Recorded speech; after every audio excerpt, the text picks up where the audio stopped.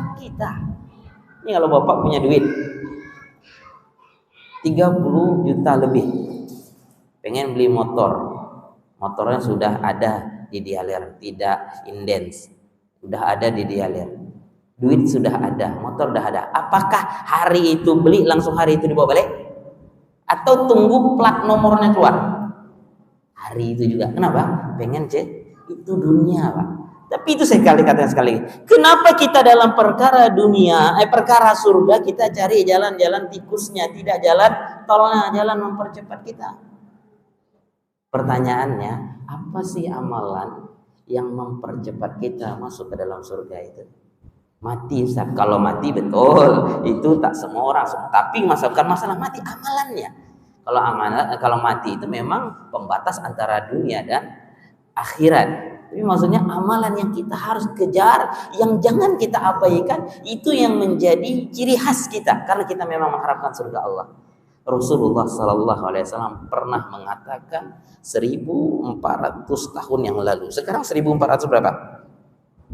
1445 Hijriah.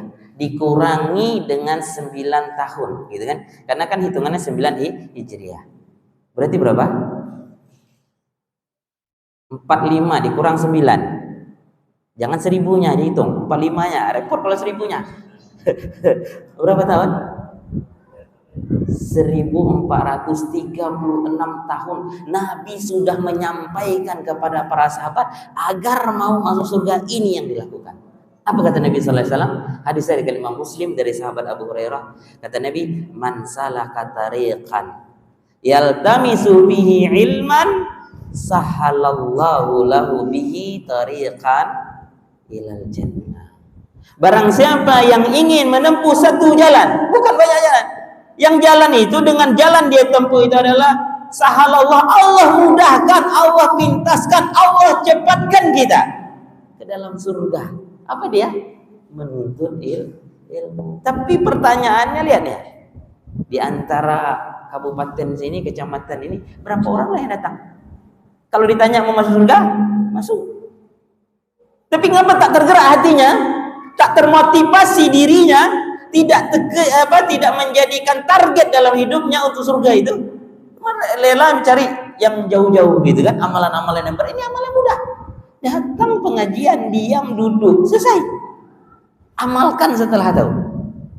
Masuk surga, tak mau. Tak apa?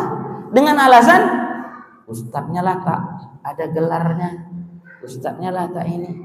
Salah satu penyebab utamanya Pak, kita itu tidak mengetahui keutamaan dulu di majelis ilmu ini. Ya. Makanya orang tak termotivasi.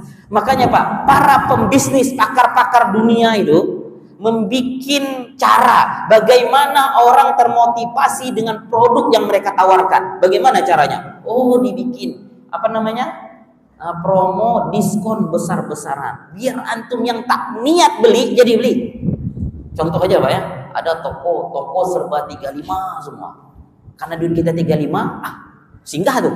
Padahal sampai di situ ada yang mau dibeli, cuma pengen aja. Tiba-tiba yang tak dilihat dibeli, gitu. Kenapa? Ada promonya. Nah, begitu pula kita. Kenapa kita sekarang ini tidak termotivasi, tidak tergerak untuk menuntut ilmu, tidak mau melangkahkan kaki, menggas motor kita untuk pergi mencari tempat-tempat majelis ilmu? Salah satunya kita tidak tahu betul, atau tidak mengerti, atau lupa tentang apa sih keutamaan yang kita dapatkan ketika duduk di majelis ilmu ini. Salah satu di antara keutamaan yang kita dapatkan Pak ya, duduk di majelis ilmu ini, kita yang hadir semangat menuntut ilmu itu, kata Nabi sallallahu alaihi wasallam, keutamaan pertama orang dunia, promo besar-besar dari Nabi sallallahu alaihi wasallam, yaitu adalah kita tidak termasuk orang-orang yang munafik. Munafik itu apa kata Allah dalam Al-Quran? Innal munafiqina fid darki asfali minan nar falan tajida lahum nasira. Sesungguhnya orang munafik itu berada di kerak-keraknya api neraka, di basementnya paling bawah, dan tidak ada penolong bagi mereka. Dan orang yang semangat dalam mengarahi ilmu, mendatangi majelis ilmu, tidak terkena penyakit kemunafikan. Rasulullah sallallahu alaihi wasallam bersabda Kata Nabi sallallahu alaihi wasallam dari sahabat Abu Hurairah radhiyallahu anhu, khaslatani la tajtama'an fi qalbi munafiq. Ada dua sifat, ada dua ciri khas yang itu tidak dimiliki oleh orang-orang munafik. Apa mereka? Apa kata Nabi sallallahu alaihi wasallam ciri-ciri yang pertama? Husnu samtin wala fiqhu fid din. Apa arti husnu samtin? Budi pekerti yang mulia, akhlak yang baik gitu kan, dan paham ilmu agama. Ya, paham ilmu agama. Mana paham di ilmu? Orang tak pernah belajar. Duduk aja di belakang Nabi itu Abdullah bin Ubay bin Salul, duduk di belakang Nabi, ya. Sholat bersama Nabi, tapi menjadi gembong munafik. Dan itu yang takut kita terjadi pada diri kita hari ini. Kalau kita enggan untuk belajar, kan di sini disebutkan oleh Nabi SAW, wala fiqhu fiddin, dan tidak paham tentang agama. Pertanyaan yang besar harus kita jawab, Pak. Bisa nggak Bapak paham? Bisa nggak kita mengerti? Bisa nggak kita tahu ilmu agama kalau kita tak pernah datang ke majelis ilmu? Bisa nggak? Ada. Bapak bisa menghafal Al-Quran, kenapa? Karena dipelajari. Karena dihafal. Ini kalau tak pernah pelajari, merem aja, tidur, bangun-bangun dapat wahyu. Bisa? Nggak bisa. Makanya kata Imam As-Sadhan, hafizahullah ta'ala, di dalam kitabnya Ma'arif Talib, itu Ma'arif fi Tariq Talibil Ilmi, beliau mengatakan, kita ini Pak sama seperti siapa? Seperti Imam Bukhari, seperti Imam Syafi'i, Syekh Islam Ibnu Taimiyah, itu sama. Samanya dalam hal apa? Beliau bawakan firman Allah, wallahu akhrajakum min butuni ummahatikum la ta'lamuna syai'a. Kalian dilahirkan dari rahim ibu-ibu kalian. Kita ini, termasuk saya yang berbicara, itu dilahirkan dari rahim ibu kita itu la ta'lamuna syai'a, tak tahu apa-apa. Ada di antara bapak lahir anaknya langsung bisa ngomong atau langsung hafal Al-Quran, ada? Nggak ada kan? Kalau ada itu anak ajaib kayaknya, ya? Bisa jadi keramat tuh anak gitu kan. Di Indonesia ini kan mantap, kalau ada kelebihan sedikit udah viral, kemudian menjadi sesuatu yang spesial. Dulu di tahun berapa itu ya? Tahun 2000-an ya, 2000 ke atas ya, 2015 ke atas itu kan, atau kurang daripada itu. Ada seorang bocah kena tembak petir tak mempan, gitu kan? Dapat batu, katanya, dicelupkan air sembuh. Sekarang mana obatnya? Mana batunya? Tak mempan lagi batunya. Ada expirednya, gitu. Itulah manusia. Dan kata Imam Sadhan mengatakan, Allah mengeluarkan kita itu dari rahim ibu-ibu kita dalam keadaan kita itu tak tahu. Tapi lihat, Muhammad bin Idris kok bisa menjadi Imam Asy-Syafi'i? Muhammad bin Ismail kok bisa menjadi Imam Bukhari, gitu. Padahal dia sama-sama lahirnya, makan pun sama. Kenapa di sini tidak ada Imam Syafi'i? Kenapa di sini tidak ada Imam Bukhari? Karena tak terpanggil hati untuk belajar. Oleh karena itu, ini keutamaan besar Pak. Kita tidak terjangkit sifat kemunafikan, itu adalah salah satu keutamaan. Barakallah. Ini manis atau tidak? Manis? Gak apa-apa. Bukan saya tak suka yang manis. Nanti aja. Karena tenggorokan lagi gak enak. Barakallah. Ini keutamaan pertama ya. Di antara keutamaan orang menuntut ilmu, dia tidak termasuk orang-orang munafik. Mau disebut ini munafik nih? Mau nggak? Enggak kan? Enak nggak tuh dibilang munafik nih? Bilangnya nggak enak. Tapi justru orang munafik itu orang tak mau belajar. Kata Nabi Sallallahu Alaihi Wasallam, ya? Orang tak tergerak hatinya untuk belajar ilmu agama. Yang kedua, keutamaan yang kedua, agar antum termotivasi untuk belajar agama itu, menghadiri majelis ilmu. Yang kedua, menuntut ilmu ini bukti cinta kita kepada Allah. Bukti cinta kita kepada Allah. Sekarang saya tanya, antum cinta nggak sama Allah? Kita sedang jatuh cinta. Tidak ada jatuh yang paling enak jatuh cinta lah. Ya kan? Apa korelasinya? Apa hubungannya menuntut ilmu dengan jatuh cinta? Sangat besar hubungannya. Ketika orang jatuh cinta, Bapak kan pernah dulu jatuh cinta kan? Bukan dulu, sekarang masih jatuh cinta. Ya. Kalau dibilang cuman dulu, bahaya. Berarti sekarang tak cinta lagi sama istri-istri kita. Ya.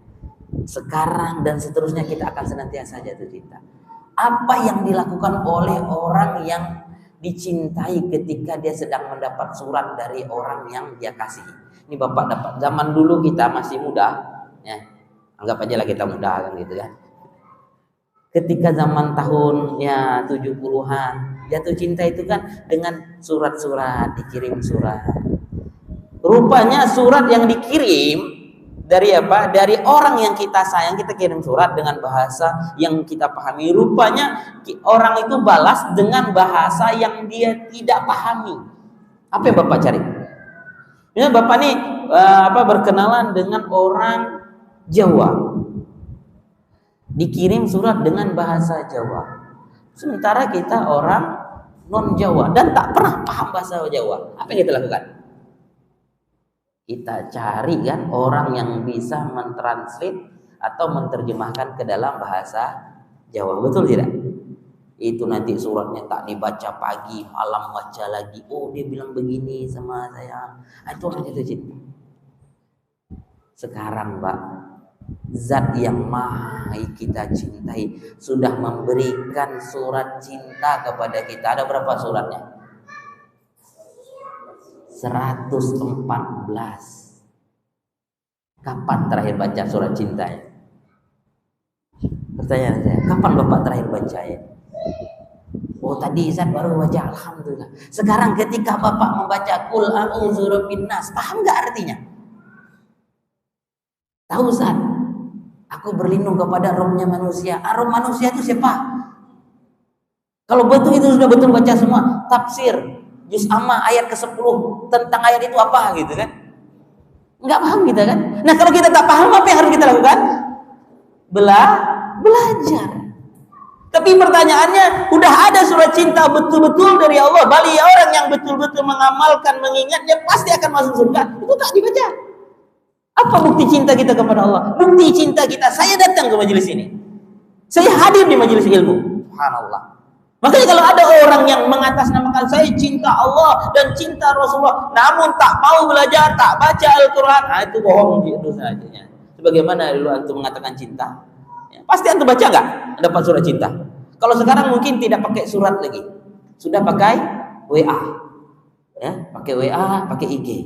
Minta IG-nya, pas dapat surat langsung dari orang yang dia cintai itu langsung dibalas ketika itu. Giliran mamanya, bapaknya nelpon, di skipnya.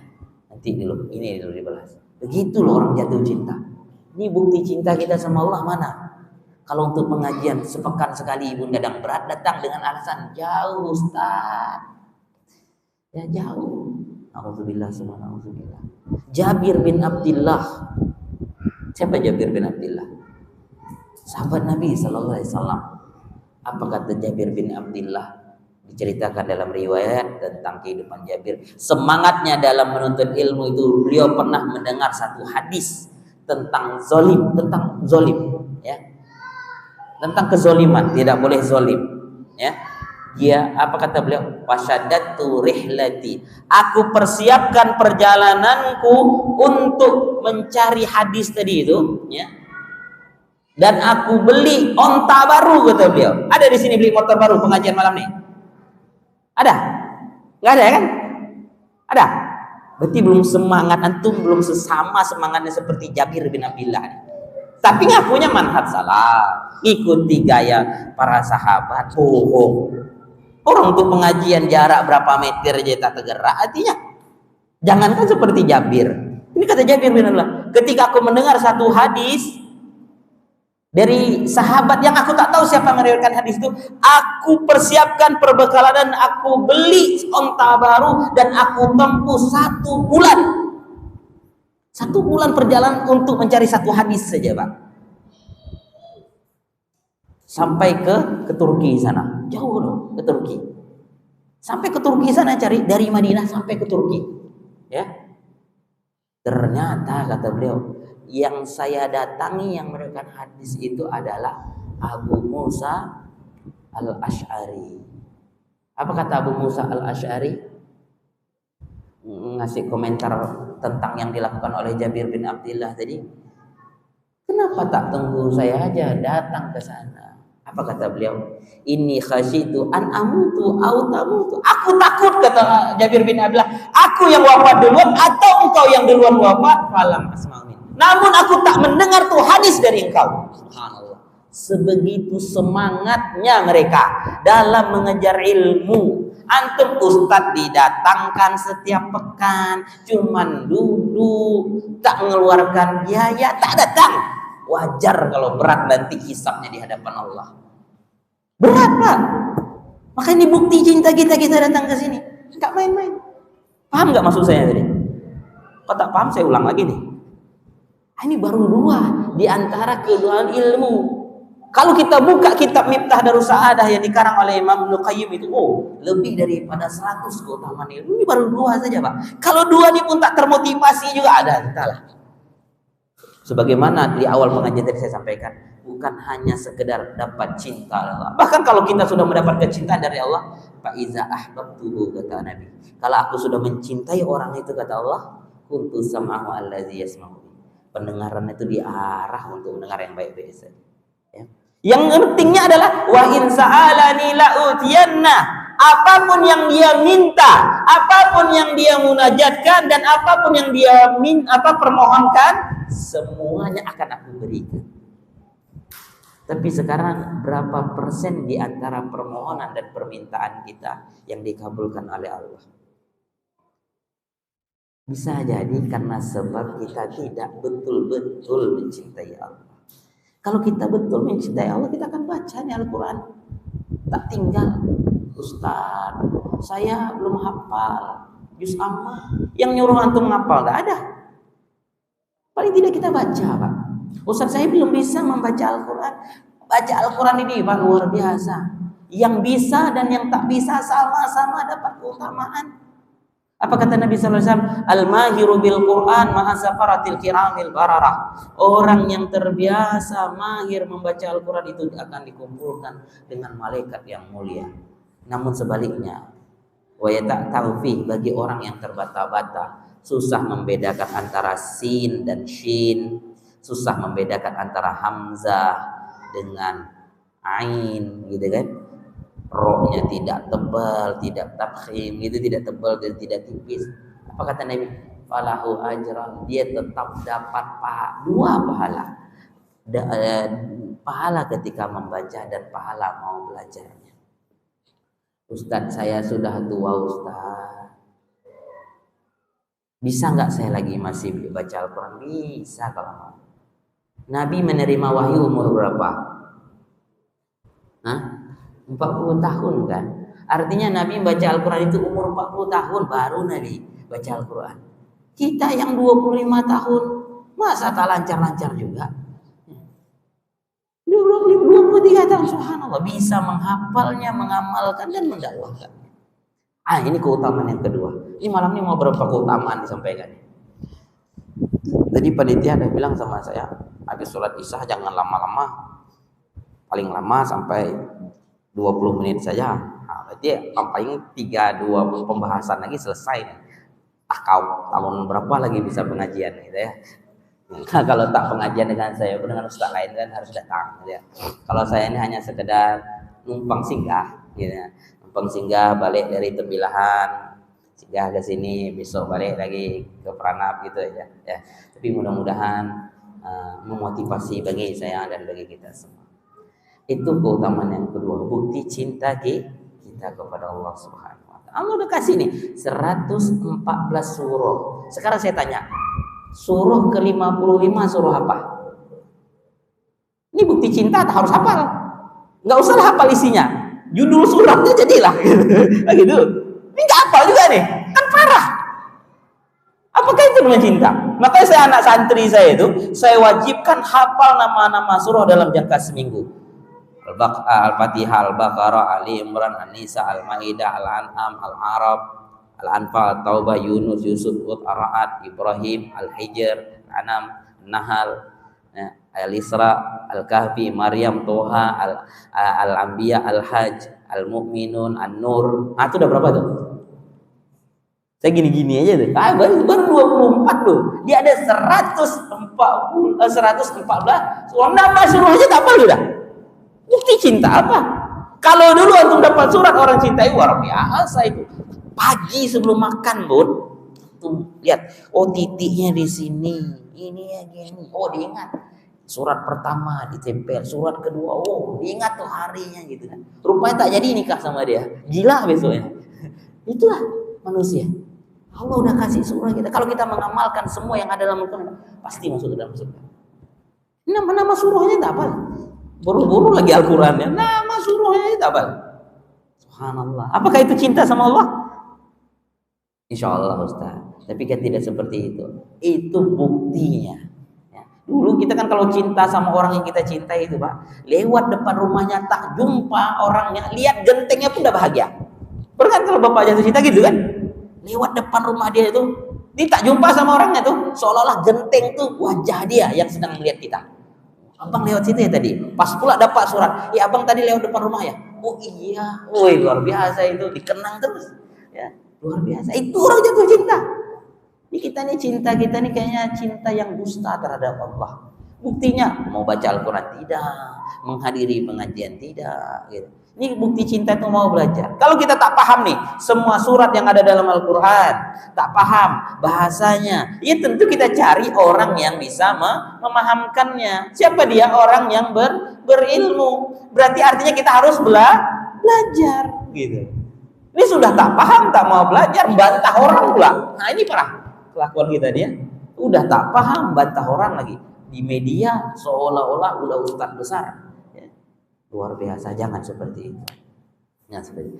Itu keutamaan yang kedua di antara keutamaan orang yang menuntut ilmu. Yang ketiga, ini azan jam berapa? 3.06. Sekarang sudah 2.05. Aduh, memang sedikit nih, enggak apa-apa, tak terasa ya. Yang ketiga, menjadi orang yang paling baik di hadapan Allah, atau kunci mendapatkan kebaikan, ya. Kunci mendapatkan kebaikan. Siapa yang hidupnya tak mau baik? Kita bekerja dari pagi sampai petang, pengen kehidupan kita lebih baik, ya kan? Gaji yang dulu sekian, sekarang dia tawarkan gaji yang lebih besar karena pengen hidupannya lebih baik. Kebaikan yang hakiki itu, kata Nabi SAW, adalah orang yang semangat menuntut ilmu.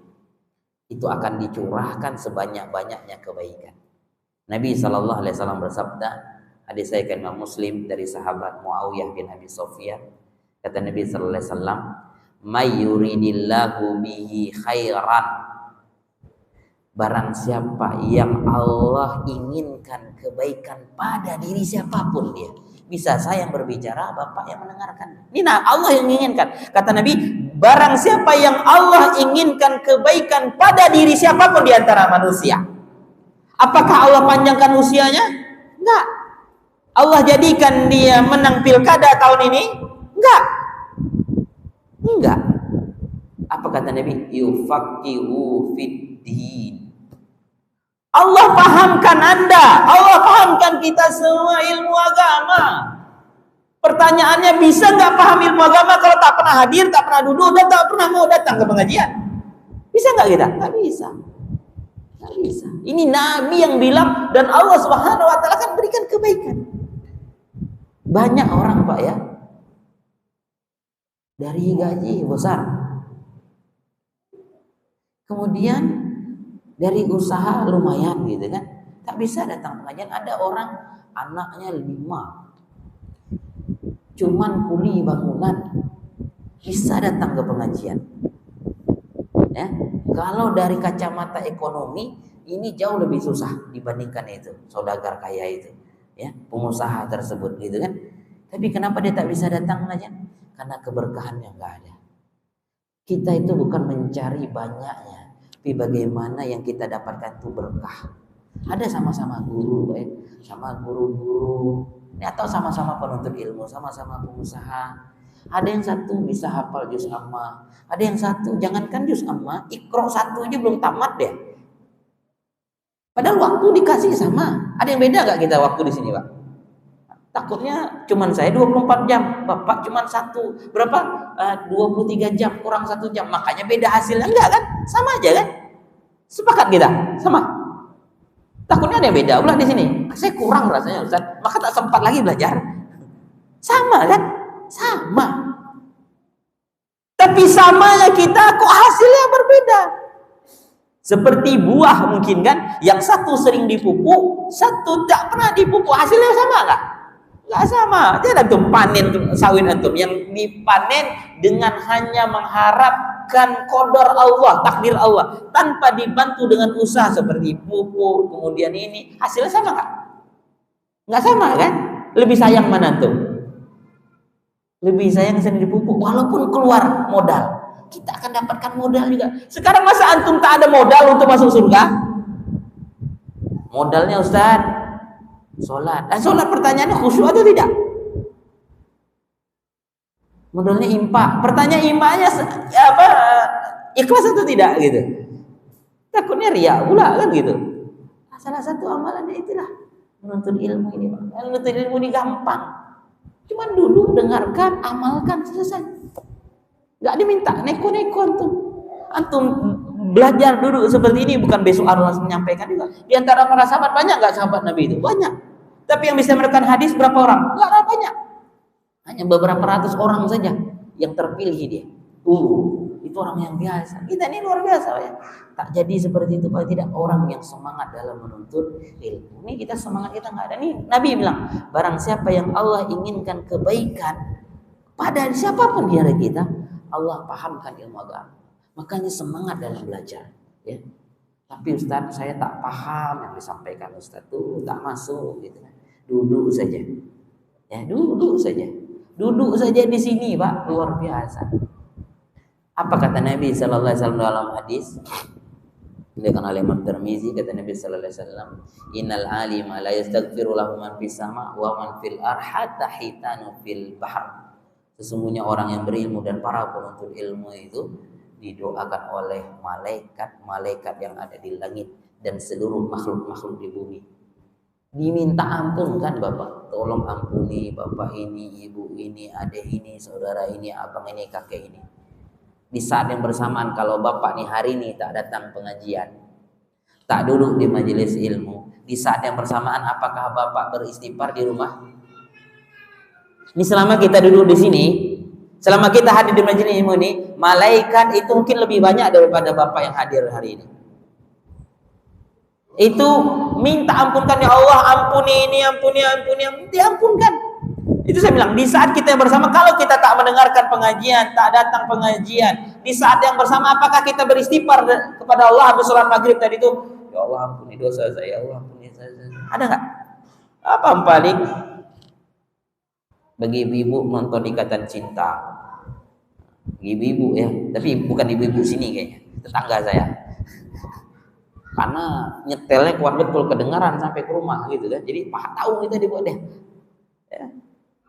Nauzubillah summa nauzubillah. Enggak kan?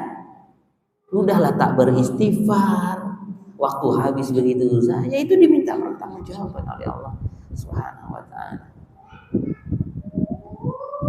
Makanya kalau ingin mendapatkan kebaikan, inilah kunci kebaikannya. Semangat untuk ilmu. Hujan pun datang, jauh pun tak masalah. Kalau tadi alasan panitia sama saya, Ustaz jangan lama-lama pengajian, teman-teman kasihan Ustaz, jauh di dalam gitu. Kesian saya lagi, jauh lagi daripada antum. Saya ke sini berangkat tadi jam 10 pagi. Ya, sampai jam 2 siang. Karena jalannya tak lari laju tadi. Ya. Besok baru balik lagi ke rumah. Ya. Besok pengajian lagi kita habis sholat insyaallah ya. Kalau saya di sini, karena nginapnya saya di sini, jadi subuh besok bisa pengajian lagi. Gitu. Insya Allah kita gunakan untuk hal-hal yang bermanfaat. Biar waktu kita itu bermanfaat. Jauh, itu nggak jauh. Jabir bin Abdillah, bayangkan dari Madinah ke Turki sana. Maka di Turki sana itu ada masjid namanya Masjid Abu Musa Al-Asy'ari. Yang pernah ke sana umroh. Mana ada orang umroh ke sana Ustaz? Pulang umrohnya, travelingnya ke sana gitu. Kan ada tuh masjid besar di sana. Itu Abu Musa Al-Asy'ari diperintahkan dakwah ke sana. Jabir menjumpainya 1 bulan. Hanya cari 1 hadis. Sekarang saya tanya, berapa hadis sudah saya sampaikan di sini? Siapa yang hafal? Tunjuk tangan. Saya kasih hadiah nih. Kotak hadiah ini ada hadiah dia istimewa lagi kan dari Allah. Nah, berapa hadis sudah saya sampaikan? Siapa yang hafal? Tunjuk tangan. Enggak kan? Ini Jabir cari 1 hadis, Pak. Itu sampai ke sana. Dan dia bilang, aku takut. Aku yang mati duluan atau engkau yang wafat duluan, aku tak dengar langsung itu dari engkau karena engkau langsung mendengar dari Nabi. Itu yang dia cari. Kita enggak. Kita tidak. Antum tak diminta seperti itu. Antum cuma datang, dengarkan, amalkan. Itu pun berat. Itu pun tak tergerak. La ilaha illallah. Siapa kita ya akhi dibandingkan dengan salaf-salaf kita, orang-orang terdahulu di antara kita. Kalau ditanya manhajnya manhaj salaf, bohong. Orang yang dilakukan salaf aja jauh daripada kita. Gitu. Kadang parahnya satu lagi, gara-gara dia ada checklist dengan orang lain, bukan dengan ustadz. Kalau dengan ustadz pasti dia tak akan datang.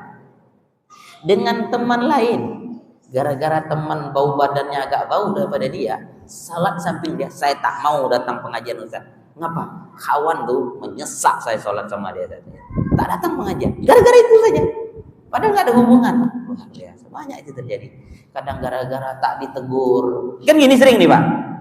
Kenapa tak datang pengajian? Malah saya datang pengajian ke sana Ustaz. Kenapa? Saya tak ditegur orang. Emang mau ditegur? Giliran keteguran ngadu sama orang. Kenapa anaknya sakit? Keteguran Ustaz. Kan itu sering kita dengar kan? Giliran ditegur, keteguran ditegur kan itu kan? Sering kita dengar kan di kampung-kampung. Kenapa sakit? Keteguran kayaknya Ustaz. Giliran tak ditegur marah dia.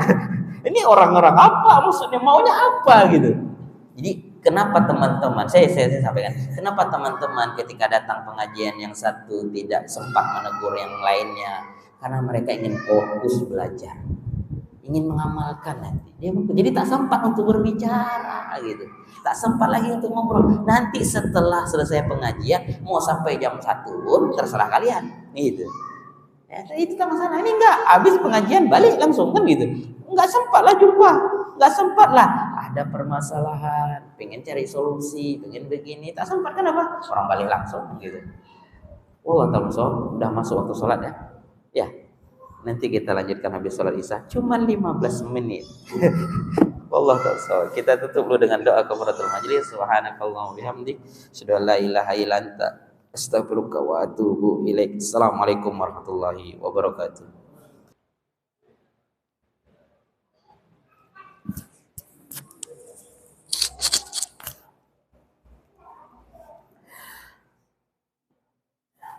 Bismillah. Assalamualaikum warahmatullahi wabarakatuh. Alhamdulillah hamdan katsiran mubarakan fi kama yuhibbu rabbuna wa yarda. Asyhadu an la ilaha illallah wahdahu la syarikalah wa asyhadu anna Muhammadan abduhu wa rasuluhu la nabiyya ba'd. Ikhwani wa akhwati fiddin, azani Allah wa iyyakum. Tadi setelah salat maghrib dan menjelang salat isya, kita sudah sampaikan salah satu amalan yang mempercepat kita masuk ke dalam surga adalah menuntut ilmu. Dan kenapa orang tidak tergerak hatinya untuk menuntut ilmu? Karena mereka tidak tahu apa keutamaan duduk di majelis ilmu itu. Maka tadi saya sampaikan beberapa bahagian saja di antara keutamaan menuntut ilmu. Ada berapa tadi yang saya sampaikan? Baru 3, hampir 1 jam. Yang pertama, tidak terjangkit sifat kemunafikan. Yang kedua, bukti cinta kita kepada Allah. Yang ketiga, pintu kebaikan. atau ingin mendapatkan kebaikan di hadapan Allah Subhanahu wa taala. Ini waktu cuma 15 menit, berarti sampai jam setengah 9 kurang 5 menit. Stop ya. Suka tak suka, rela tak rela. Yang keempat, karena waktu terbatas ya. Yang keempat, menuntut ilmu itu adalah warisan atau peninggalan para nabi dan rasul. Ya. Menuntut ilmu itu adalah peninggalan nabi dan para rasul. Bapak kalau dapat warisan suka nggak? Dapat warisan suka nggak? Ada yang berkelahi gara-gara warisan loh. Dapat warisan suka kan? Bukan berarti berharap bapak kita mati, bukan kan? Tapi dapat warisan suka nggak? Semua kita suka kan? Apalagi kalau orang tua kita itu kaya. Tinggal satu-satunya anak kita, laki-laki pula. Kalau perempuan, paman-pamannya masih dapat harta. Ini laki-laki. Ya, bahagia nggak dia? Bahagianya. Itu hanya warisan dari orang tua kita. Ini warisan bukan dari orang tua kita. Warisan dari orang yang akan membuka pintu surga. Siapa dia? Rasulullah. Tak mau untuk dapat warisan Rasul? Tak mau dapat warisan dari Rasul? Luar biasa kita nih ya. Orang aja Pak, entah betul entah tidak itu rambut Nabi dicium-cium. Bukan, cuma dapat warisan rambutnya aja, luar biasa. Ini kan ada saya lihat kemarin itu di video, rambutnya entah betul rambut Rasul atau tidak. Oh, luar biasa. Bahkan bukan sendalnya Rasul, bekas sendalnya Rasul ditaruh di kepala. Kan ada tuh capal, bentuk capal peci kan. Pengen dapatkan warisan. Bahkan orang-orang yang mengatasnamakan cucu Rasul bahagianya luar biasa. Ini Habib keturunan ini. Padahal Nabi SAW pernah bersabda, kata Nabi SAW, Innal anbiya lam yurathu dinaran wala dirhaman. Sesungguhnya para nabi dan rasul tidak pernah meninggalkan harta dan benda, emas dan perak, tidak. Innama yuridul ilm, yang Nabi sisakan, yang Nabi tinggalkan untuk orang-orang setelahnya, ilmu. Apa kata Nabi? Faman akhadhahu, barang siapa yang banyak menggali, mengkaji, menghadiri majelis ilmu itu, akhadha bihadzi wafir, dialah orang yang paling banyak meriwayatkan, yang paling banyak mendapatkan warisan dari Nabi.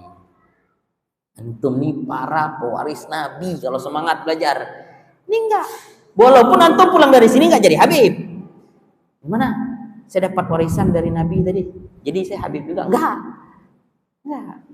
Tapi tak semangat juga loh, dapat warisan dari Nabi. Makanya Abu Hurairah pernah bilang kepada orang penduduk Madinah tatkala itu yang sudah mulai sibuk mencari dunia dan harta, masuk ke pasar Madinah, dia ngomong di tengah-tengah pasar itu, waihakum ya ahlal Madinah, merugi kalian, celaka kalian wahai orang Madinah.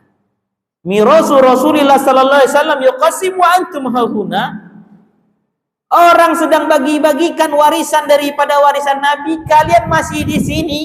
Kau tinggal itu atau tidak ikut gitu kalau bahasa kitanya. Atakhudzu nasibakum, kenapa kalian tak ngambil jatah-jatah kalian, bagian-bagian kalian, sebagaimana bagian BLT sekarang? Oh, antrinya panjang tuh. Padahal berasnya cuma 10 kilo, antahnya banyak pula lagi. Udah dapat celah pula gitu ya dapat. Tak bersyukur. Ya. Cuma 600.000 tadi, itu pun 3 bulan sekali, ya masih mending dapat kita dapat gitu kan. Kata Abu Hurairah kepada apa? Kepada orang-orang di pasar Madinah itu. Ditanya, ketika mendengar warisan, semua orang itu tertuju dah. Di mana kata mereka? Apa kata Abu Hurairah? Fil masjid. Dengan terburu-buru, tanpa tutup toko, tanpa tutup kedai, jauh pergi ke masjid semua. Abu Hurairah tetap di pasar nunggu. Hilang barang. Yang ditunggu jadi curi orang. Ya, ditunggu. Setelah itu apa kata orang-orang pasar itu? Laqad atanal masjid fadakhalna. Kami dah datang ke masjid, masuk dalam masjid tu. Masuk dah. Falam nura sayyan qasim. Kami tak dapati ada orang sedang bagi-bagikan warisan wahai Abu Hurairah. Kau bilang tadi ada bagi warisan. Tapi sampai situ tak ada apa-apa, tak ada biasa. Afala ra'aitum ahlan, apa kalian tidak melihat satu orang pun di dalam masjid itu? Apa kata mereka? Kata mereka jawab, lihat, ada orang yang membaca Al-Quran, ada orang yang sedang muzakarah, membahas halal dan haram, ada yang sedang salat, ada yang berzikir, gitu kan. Wahai hakim, kedua kalinya Abu Hurairah mengatakan, celaka kalian wahai orang-orang Madinah. Dari kami Rasulullah SAW. Semua yang kalian lihat di orang yang amalkan di masjid itu adalah amalan atau peninggalan yang dialihkan, yang ditinggalkan oleh Rasulullah SAW. Baru mereka tertegun, baru mereka sadar. Kita nih Bang, banyak dah dapat warisan dah, cuma tak sadar dan tak merasa itu bagi warisan. Ini kendalanya kita dah. Sholat kadang diabaikan, sholat sunnah luar biasa. Ya. Makanya Abu Hurairah tercatat dalam sejarah orang yang paling banyak meriwayatkan hadis. Di dalam Taisir Mustalah Hadis sebutkan 5.000 lebih, 5.800 berapa gitu hadis yang dikatakan oleh Imam dari Abu Hurairah sendiri. Satu orang meriwayatkan hadis dari Nabi itu 5.000 lebih. Ya 5.000 lebih. Tapi di saat yang bersamaan orang yang paling banyak mendapatkan warisan daripada warisan Nabi di antara para sahabat, dia merasa bekalnya masih kurang.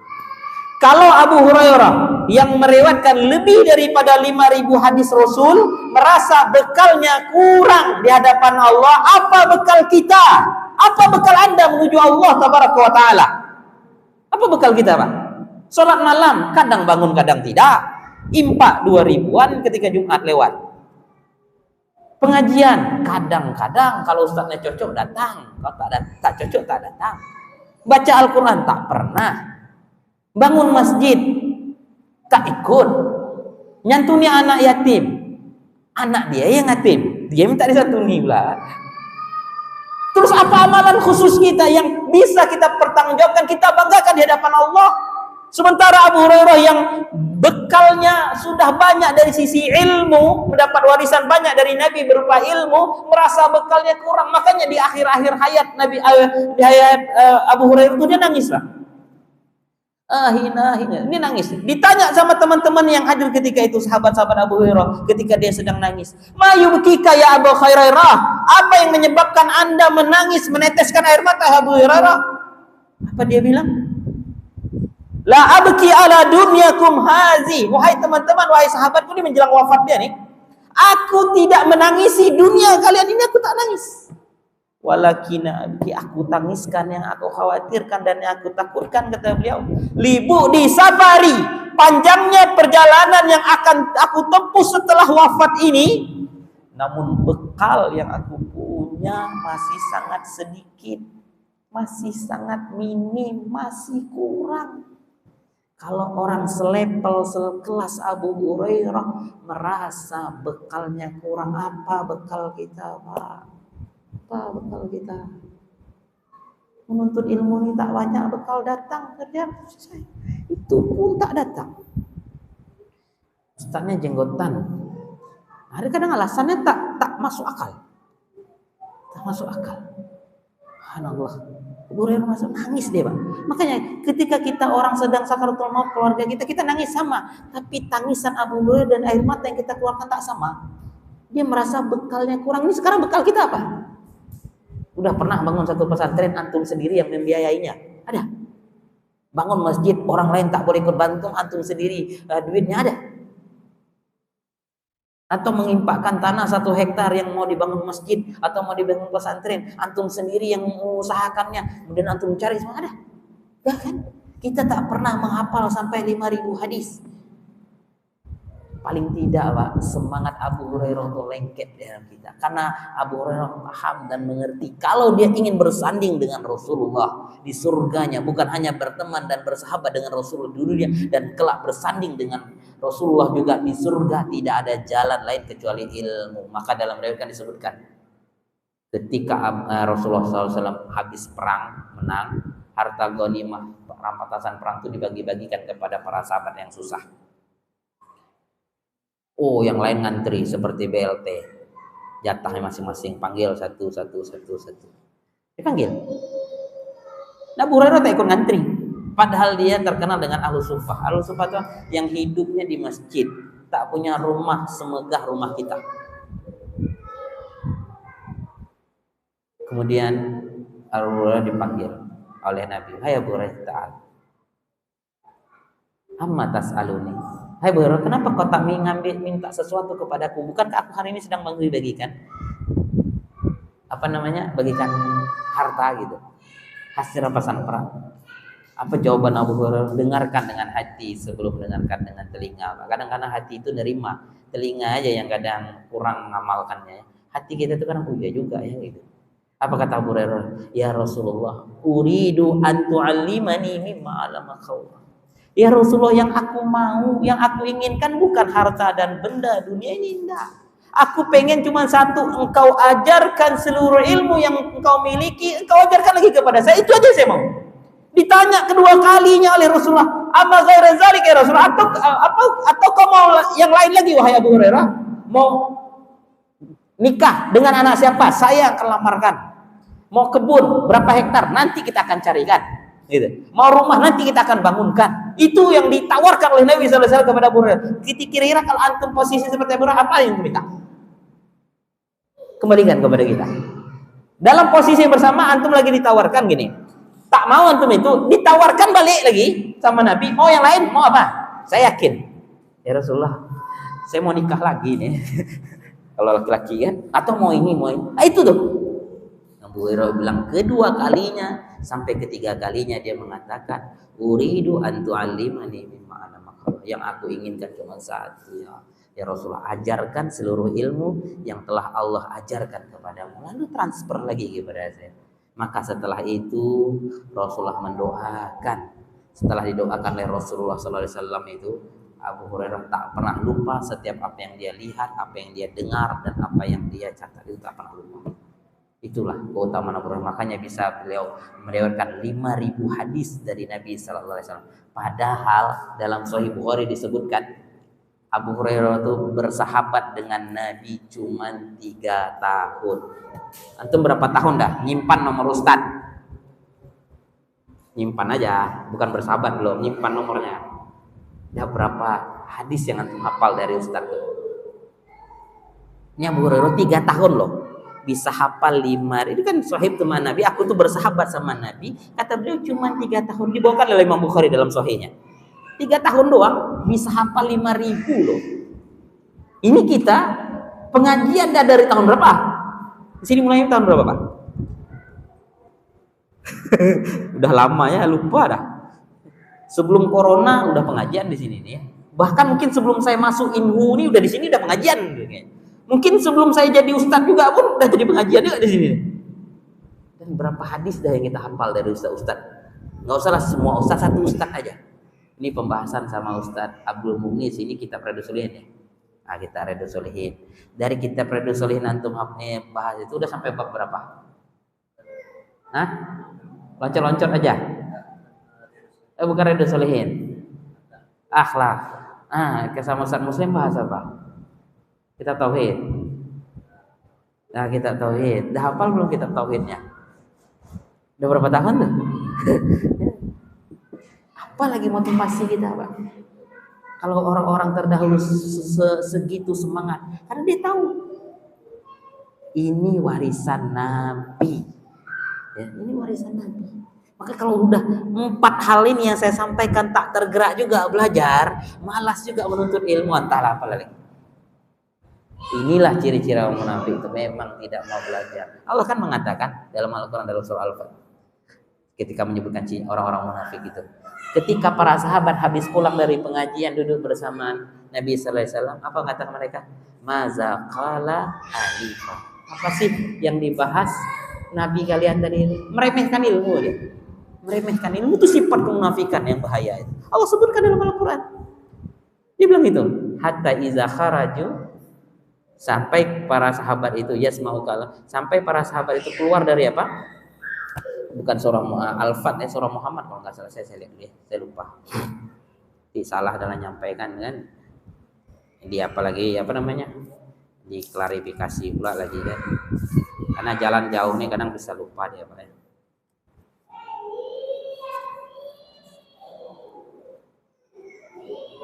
Sebutkan ciri-ciri orang munafik itu meremehkan ilmu. Bukan ilmu, maksudnya itu nabi yang mereka remehkan. Dan makanya kita harus beradab dengan para guru kita yang mengajarkan ilmu kepada kita. Kemudian kita juga jangan meremehkan ilmu karena berbahaya itu ya. Berbahaya karena orang itu ciri-ciri orang munafik itu. Ciri-ciri orang munafik itu dia meremehkan ilmu, ya, meremehkan ilmu. Maza qala anifa. Siapa yang hafal? Ayat ke-16 ya. Surah Muhammad, bukan surah Al-Fat ya, surah Muhammad. Wa minhum may yastami'u ilaika, dan di antara mereka para sahabatnya mendengarkan penyampaian dari Nabi itu hatta idza kharaju min indika, sampai setelah para sahabat itu pulang dari Nabi, artinya tidak lagi bermajelis dengan Nabi, pulang ke rumah masing-masing. Qalu lillazina utul ilma, ini orang munafik ngomong kepada orang-orang yang barusan dapat ilmu dari Nabi. Apa jawaban orang munafik? Maza qala anifa. Apa sih yang barusan dibahas oleh Nabi kalian itu tak penting betul bahasanya. Meremehkan ya, ini kan ilmu. Apa kata Allah? Ulaikal ladzina tawallahu ala qulubihim wattaba'u ahwa'ahum. Itulah mereka orang-orang yang Allah udah kunci mati hatinya karena sebab mengikuti hawa nafsu mereka. Itu ciri-ciri orang munafik tuh, meremehkan ilmu dan para penuntut ilmu dan orang yang menyampaikan ilmu. Anda jangan seperti itu. Saya kira cukup demikian karena memang pas waktu kita. Saya on time orangnya. Cukup 4. Kalau besok subuh, kalau dilanjutkan takutnya yang jauh tak datang, ya kan? Besok subuh tergantung kondisi saya. Apa pembahasan, lihat suasana. Suasana hati itu kadang sesuai dengan pembahasan. Ya. Jadi besok subuh tuh temanya nggak ada juga. Datang, dengarkan, selesai. Kalau bermanfaat kita amalkan, kalau tidak bermanfaat kita buang. Kalau ada pertanyaan SMS saja ke nomor WA saya 0822 8537 60 60. Kenapa lewat WA Ustaz? Enak memfilternya. Rokok aja ada filternya. Disaring dulu pertanyaan. Ini kalau antum langsung ajukan ke sini kan nanti pertanyaan saya tak dijawab. Kalau di sini kan kita lihat, ini pertanyaannya tak layak dijawab. Nah, kan gitu apa? Apalagi lab, saya jarang lab nih, Pak. Ini pertama kali ini kayaknya di sini. Ya. Ada pertanyaan?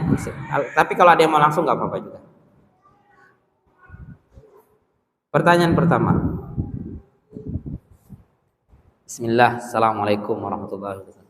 Waalaikumsalam warahmatullahi wabarakatuh. Apakah sama menuntut ilmu secara lab dan secara langsung? Tak sama. Pahalanya tak sama. Lebih utama secara langsung. Tak sama. Kalau kita nonton secara live YouTube atau Facebook atau secaranya, itu hanya sekedar maklumat, artinya penambahan ilmu kita, pengetahuan kita, wawasan kita bertambah, tapi kurang manfaat. Makanya ilmu itu ada 2, Pak. Ada ilmu nafi, ada ghairu nafi. Artinya ilmu yang bermanfaat, ada ilmu yang tidak bermanfaat. Yang Nabi minta itu setiap pagi itu adalah ilmu nafi'an. Makanya Nabi menganjurkan, Allahumma inni as'aluka ilman nafi'an wa rizqan thayyiban wa amalan mutaqabbala. Ya Allah, aku meminta kepadamu ilmu yang bermanfaat dan rezeki yang halal dan juga amalan yang diterima ilmu. Karena ada maklumat saja. Contoh, Pak ya. Orang tahu nggak kalau sholat subuh itu hukumnya wajib? Tahu kan? Hampir semua kita, baik yang udah lama pengajian, yang tak pernah pengajian pun, orang awamnya pun, yang tak pernah datang ke masjid pun tahu kalau sholat subuh itu wajib. Dia tinggal di samping masjid, terdengar tuh azan yang mengumandangkan kalimat as-salatu khairum minan naum. Salat itu lebih baik daripada tidur. Tak salat dia. Tahu nggak dia hukumnya? Wajib. Tahu. Itu hanya maklumat. Pengetahuannya saja tahu. Tapi kapan dia maklumatnya tadi jadi bermanfaat, ilmunya tadi bermanfaat? Kalau dia datang ke masjid dan dia melakukan salat. Dan ketika Anda hanya di live, mungkin pengetahuan kita bertambah, wawasan kita bertambah, tapi tak bermanfaat. Kenapa? Karena Nabi juga berlindung dari ilmu yang tidak bermanfaat. Apa kata Nabi SAW? Allahumma inni a'udzubika min ilmin la yanfa. Ya Allah, aku berlindung kepadamu dari ilmu yang tidak bermanfaat. Wa min nafsin la tasba, dari nafsu yang senantiasa mengajak kepada keburukan, ya, tak pernah puas gitu. Wa min qalbin la yakhsha, dan dari hati yang tak pernah khusyuk. Wa min da'watin la yustajabulah, dan dari doa-doa yang tidak diterima. Kita berlindung dari, Nabi berlindung dari ilmu yang tidak bermanfaat karena ada ilmu yang tidak bermanfaat. Yang kedua, Pak, ya, ada amalan yang tidak bisa kita amalkan kecuali ketika Bapak datang ke sini, datang ke majelis ilmu ini. Di rumah tak bisa.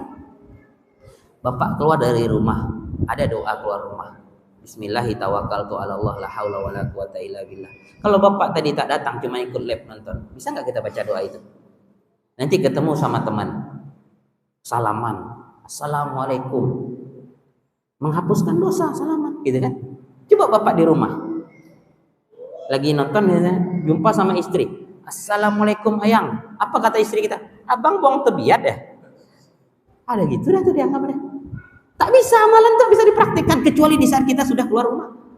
Makanya apapun yang kita datang ke sini semuanya bernilai pahala. Bahkan Rasulullah SAW mengatakan dalam hadis lain, man kharaja fi talabil ilmi, barang siapa yang keluar dari rumah dalam rangka menuntut ilmu, ya, menuntut ilmu, karena fisabilillah, dia seolah-olah berjihad di jalan Allah hatta yarji'a, sampai nanti pulang ke rumah kita masing-masing. Jadi itu keutamaan tak dapat kalau hanya sekedar nonton. Yang kedua, ya, makanya saya tak suka lab itu situ, Pak. Karena nanti orang bilang, malaslah pengajian, kenapa? Lihat labnya aja, sama, orangnya sama, Abu Ribkon juga. Gitu. Padahal tidak, saya ingin mengajarkan kepada antum untuk datang ke sini. Makanya saya bilang ini pertama kali dan terakhir kali.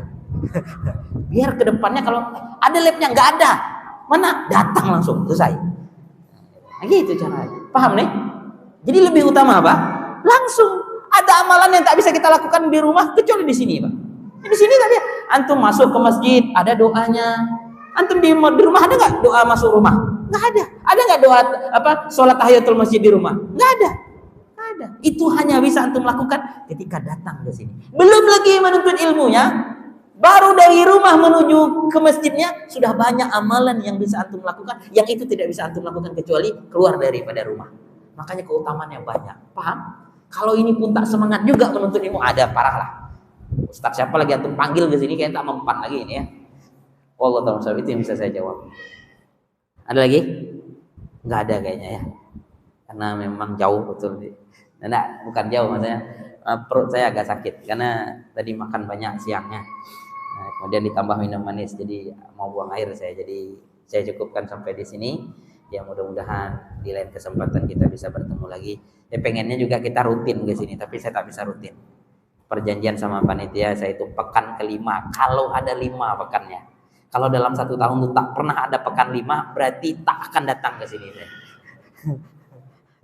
Tapi mudah-mudahan ya di lain kesempatan kita tak pun dengan saya, dengan ustaz-ustaz yang lain itu jauh ilmunya di atas saya, itu antum hadiri ya. Ustaz Alul Mu'ni luar biasa ilmunya. Barusan tadi pagi beliau nelpon saya lama konsultasi, saya juga konsultasi banyak Pak.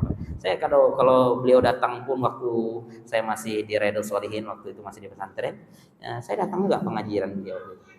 Bukan hanya ustaz aja yang harus tidak belajar, kita semua harus belajar. Karena kita semua sama Pak. Sama-sama talibul ilmi, sama-sama penuntut ilmu. Apabila ada kebenaran itu semua datang dari Allah. Apabila ada kesalahan itu datang dari saya pribadi dan dari syaitan laknatullah. Kepada bapak dan ibu saya minta maaf kalau ada ucapan saya tidak berkenan di hati.